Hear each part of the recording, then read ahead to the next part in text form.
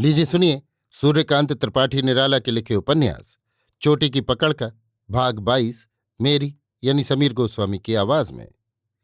प्रभाकर को जहां रखा है उसी कोठी का पिछला हिस्सा है। दूसरी तरफ बुआ रहती थी। प्रभाकर के 2 मंजिले की छत दूसरे छोर तक बरगद और पीपल की डालों से छायादार है। भीतर कोठी में अंधेरा, इतना प्रकाश की काम कुल हो। खुली तरफ खिड़की वाला बाग, दूसरे किनारे मर्दों के लिए बड़ा जलाशय, गहरा, मछलियों की खान, किनारे नारियलों की कतार, दूसरी पर आम, जामुन, कटहल, लीची, नारंगी, शहतूत, फालसा, बादाम, रक्तचंदन आदि के पेड़। कहीं कहीं गुलचीनी, गंधराज, अशोक, हींग, अनार, गुलाब जामुन, योजनगंधा।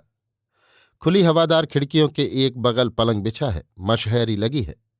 एक बड़ी मेज लगी है, काठ की मगर अच्छी। कई कुर्सियां चारों ओर से रखी हैं। 2 अलमारियां हैं जिनमें सामान, कपड़े और किताबें हैं। भीतर दूसरी खमसार के रूप बड़ी बैठक है। बत्ती से ही उजाला होता है। वहां प्रभाकर साथियों के साथ काम करता है। बैठक की दूसरी दीवार अकेली है। बड़ी खिड़कियां लगी हैं। खोल दी जाए तो गुप्त कार्य दिखे, लेकिन पेड़ों की घनी छा है, फिर भी काम चल जाए। दिए जलाने की दिक्कत न रहे, पर डाल पर चढ़े अजनबी से दिख जाने की शंका। प्रभाकर खिड़कियां बंद रखता है। जीने की तरफ के पहरे से एक दूसरे आंगन के बरामदे से आने जाने का रास्ता है।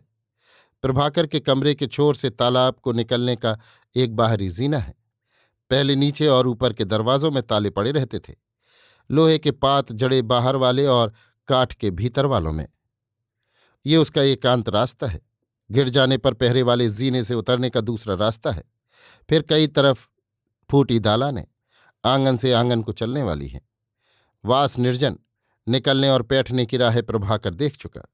सरोवर के दूसरी ओर मर्दाना बाग है, जिसमें 3,000 पेड़।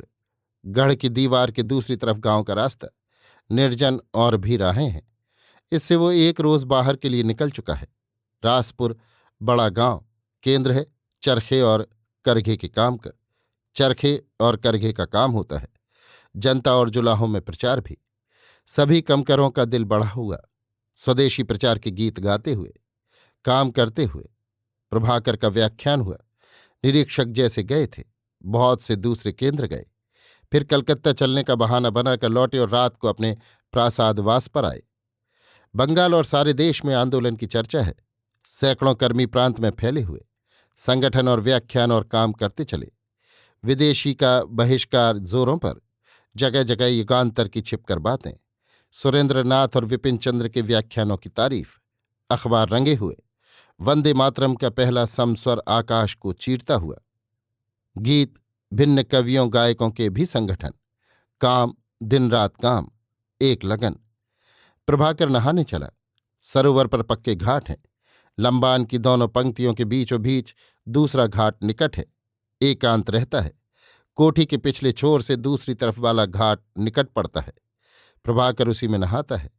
कोठी के सदर फाटक की बगल में सरोवर का राजघाट है, उसमें लोग आते जाते हैं। दोनों घाटों के चारों ओर मौलसिरी के पेड़ लगे हैं और काफी पुराने हो चुके हैं। बड़ी घनी छाया है, वैसी ही ठंडक भी। प्रभाकर ने डुबकियां लगाकर स्नान किया, भीगे अंगोछे से बदन मला, हाथ पैर रगड़े, कुल्ले किए, कुछ तैरा, कुछ खेला। इधर उधर के दृश्य देखे, पानी की भीगी पलकों से कैसे दिखते हैं। फिर निकलकर धोती बदली और निचोड़कर गीली धोती और तौलिया लेकर चला। अभी आप सुन रहे थे सूर्यकांत त्रिपाठी निराला के लिखे उपन्यास चोटी की पकड़ का भाग 22 मेरी यानी समीर गोस्वामी की आवाज में।